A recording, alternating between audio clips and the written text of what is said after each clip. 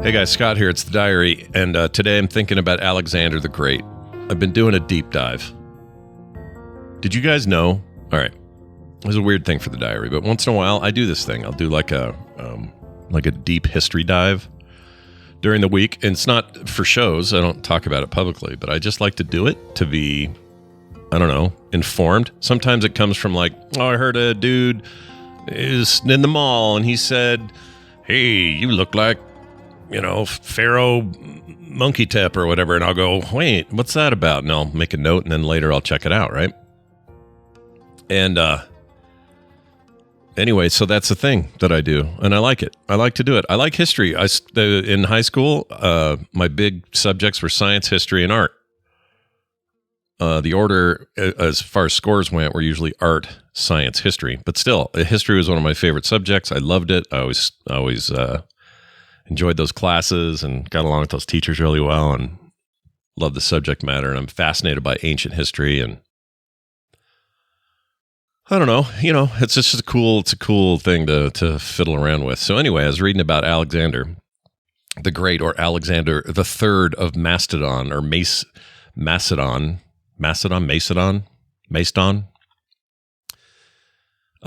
He was born July 356 BC and died June, 323 BC.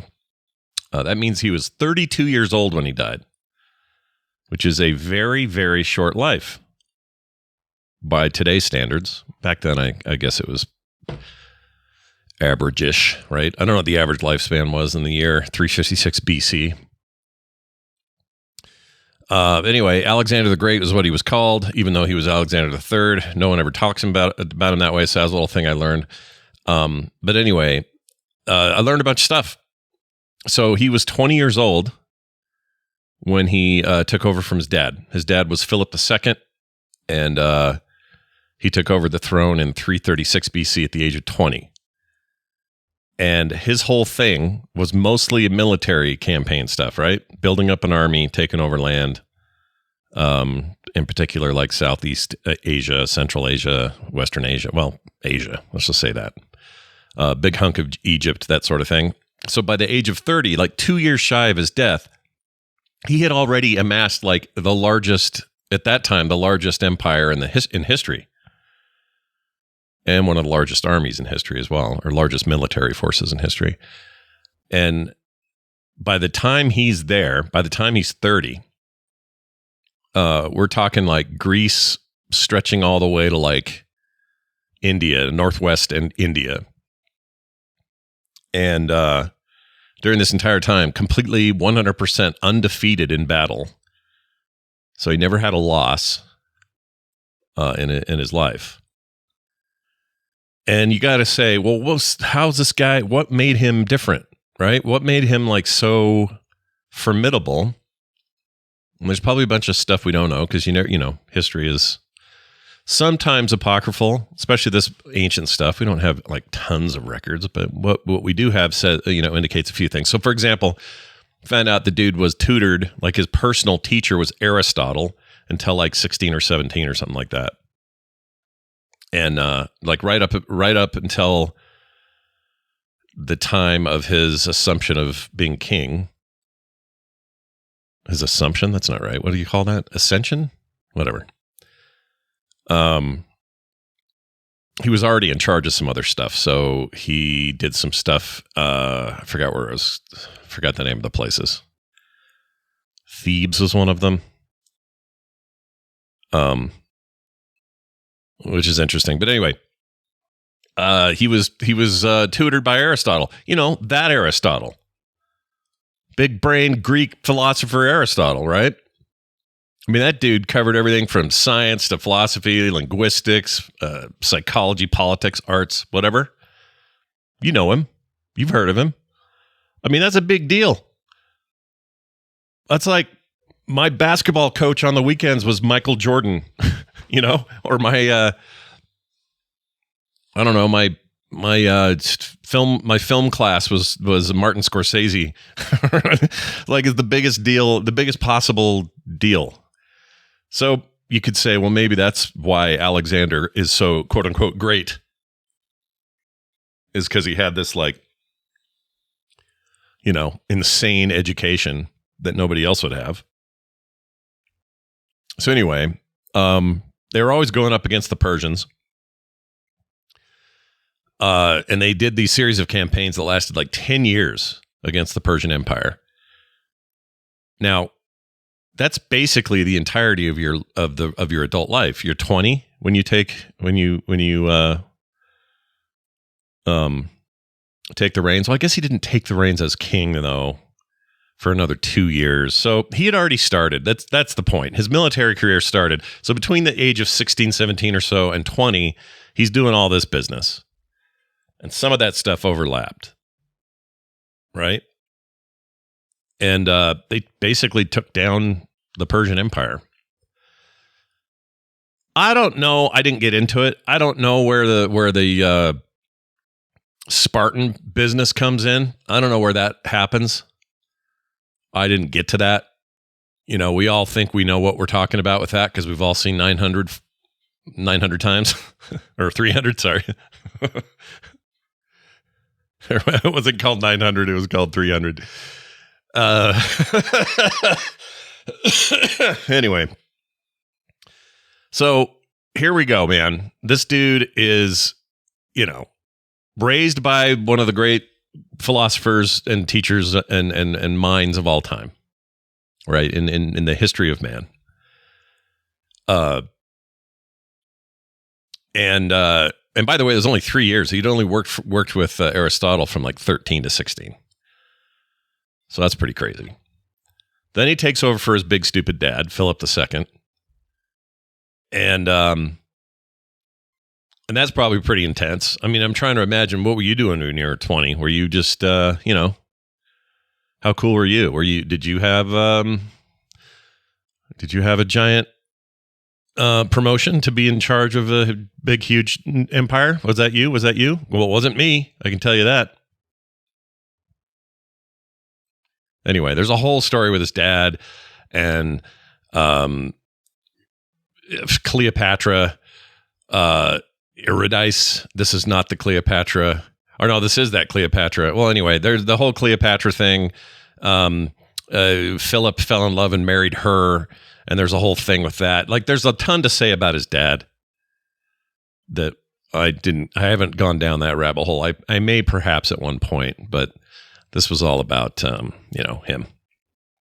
Anyway, dude goes on a rampage. So for 10 years, he ends up expanding. I mean, talk about colonialism. This is like the first example of like real hardcore colonialism, although they're not even colonies. It's just spreading your empire. Maybe a little too thin, Like, this is the problem with spreading like this, or trying to take everybody else over and convert cultures and stuff like that. As you spread yourself so thin, you're just thin butter on tiny bread, or too much bread. How's that go? Too much butter. How's that go? Too little butter on too large a piece of toast, or whatever. It's a phrase. There's a phrase. All right. But this is the whole, I was talking on a previous episode, the whole thing in Egypt with founding Alexandria. Was this 2 episodes ago I talked about this? Something like that. That's what sent me on this path, by the way, was reading about that or watching that on that video game. And I went, you know what? I want to learn more. I want to learn more. Anyway. So yeah, so there's so much stuff, dude. Freaking Babylonia and Assyria and Persia, and of course, and the push east and all this other stuff. He had his problems. He wasn't perfect, but imagine being under 30 and they already got coins with your freaking face on it and your whole body on the back of it. My favorite thing about it is his wedding is depicted as him naked for some reason. Everybody's got clothes on at his wedding. It's a painting. It's like some sort of ancient painting or inscription or something, but he's not inscription. What's the word I'm looking for? Anyway, it's a depiction like a painting, and he's naked, with his doodle out, which I think is great. Like, if you're going to get married and if you're going to really leave an impression, you get out there with your wiener out and you're set to go. Anyway, what else? There was another thing. He did this thing where he had a mass marriage that he held for all of his officers to Persian women. And most of those marriages, according to the record, only lasted a couple of years, or not even that. Some of them didn't make it past a year. But he had this idea that if you take over a big place like that, what you do is you take all the noble women of the place you've attacked, and then you have your army officers. They all marry into these families and stuff, which immediately just embeds you into the hierarchy and the fabric of the leadership over there. Problem is, nobody really knew each other, and there's no love there, so nothing lasted very long, and it's based on hardly anything. Anyway, so dude dies. Here's the story. There are basically two accounts. All right, he's 32 years old is all. Again, very young. He dies in Nebuchadnezzar II's palace. This is in Babylon. And there are two different versions of his death, and they slightly differ in details. One account is that roughly 14 days before his death, Alexander was hanging out with Necarius, this admiral guy, and they were drinking all night with somebody called Medius of Larissa. I did not dig deep on that. Anyway, Alexander comes down with this horrible fever, and it gets worse and worse and worse. And by the end of the night, he can't speak. And so that night, a bunch of soldiers are in there, right? And there's this bit about how he granted them the right to file past him as he silently waved. And that was the last these people saw of him. He dies that night. Well, this other account is that he was struck with pain, whatever that means, after he downed this big, large bowl of unmixed wine. And then 11 days of feeling like crap, that he did not have a fever, but instead died after all this pain. So, some sort of poisoning. Both these accounts were disputed. There was a lot of whisperings about assassinations and all that stuff, and who might have done it and who would have benefited, and blah, blah, blah, blah, blah. There's a ton of that. I'm not going to get into it, but there's a whole bunch of stuff about maybe who did it. And they've tried to take some modern methods now and figure out, okay, well, this is the wine they would have had, unmixed wine. What is that exactly? Okay, let's reproduce that.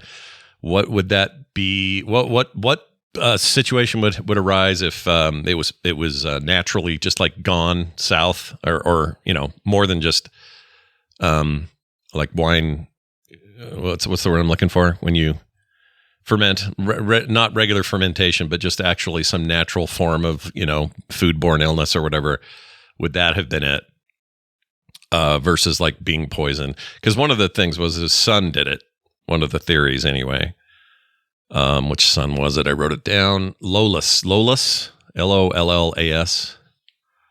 And Lollas was actually a wine pourer. That was his official job. He was a young kid.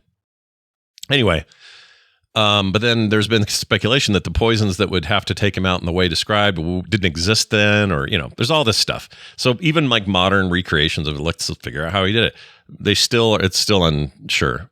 The biggest theory right now is that it was a form of typhoid fever, possibly malaria, and it all just coincided with the timing of this party and all that stuff. Could have been something with his pancreas. Could have been West Nile virus. Anyway, 32 years old. That's it. Out. Done. Here's what's great. When they bury the dude, they put him in what's called I wrote this down. Anthropod. Sorry. It's a big old sarcophagus. Okay. Like a big coffin. Big, gnarly one. Filled with honey. So think of that. Just load that shit with honey. Honey lasts forever. I wonder if this stuff's still good. If you could just open up Alexander's tomb and go, a little honey on a cracker. Yum. This sarcophagus wasn't discovered for a long, long, long time. It was discovered and now put in an archaeology museum in Constantinople, which is Istanbul. Is it the other way around? Can't remember the song. Istanbul is now Constantinople. Anyway, so there's that. What else? That's just I guess that's it. It's a pretty crazy, interesting deal. There's a bunch of speculation about what the guy actually looked like. There were many statues made. There were many paintings. There's also a lot of controversy about his sex life. He was one of the accounts said he was excessively. I'm sorry. Here's the quote: was quite excessively keen on boys. He had a eunuch that hung around him named Bagos or something like that, and he would make out with him all the time in public. But he also liked the ladies. But I think there was a little bit of something. There's a bunch of that. He had a harem. He liked he's into the Persian style of harem having of harems. So he's way into that. But his biggest legacy is probably that he just never lost a battle. Every single campaign, every single war, every single little skirmish he planned and executed, he won. And, kind of a big deal if you like that sort of thing.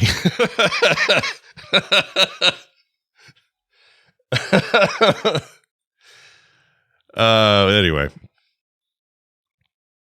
I guess that's it. It's a great read, fun thing to go down the path of. I don't know. I like doing this stuff. I like looking into it. And did I say when he died? I give you the year. I think I did. But imagine doing all that by 32 and really the bulk of it in 10 years. Like it's a decade, 20 to 30 years old. You have this level of, call it accomplishment or call it horribleness or whatever you want to call it. It's an impressive feat that I don't know too many leaders pull off. I'm saying the obvious of it because they call him the great for a reason. People talk about him all the time. He is renowned for the things I'm talking about, like duh, Scott. But I'm just saying is interesting. A lot of these characters, a lot of these historical figures, they usually accomplish things in a much longer period than 10 years. 10 years is crazy. And 32 is nothing. That's a child today. You're just young. It's nothing. 32? I mean, come on. Anyway, that's this week's study group or whatever I did here. I'm doing homework that I would have hated in high school, but here I am doing it as an adult. Who knows what my next subject will be? Will I share it here on the diary? You'll just have to tune in to find out. If you have any thoughts about Alexander and his laying waste to the east and west when he had the reins of power, well, just let me know. 801-471-0462. You can text that number. You can also call that number and leave a voicemail. And if you'd rather send me an email, scott@frogpants.com will get you there as well. That's going to do it. Thanks so much for listening. I'll see you guys soon.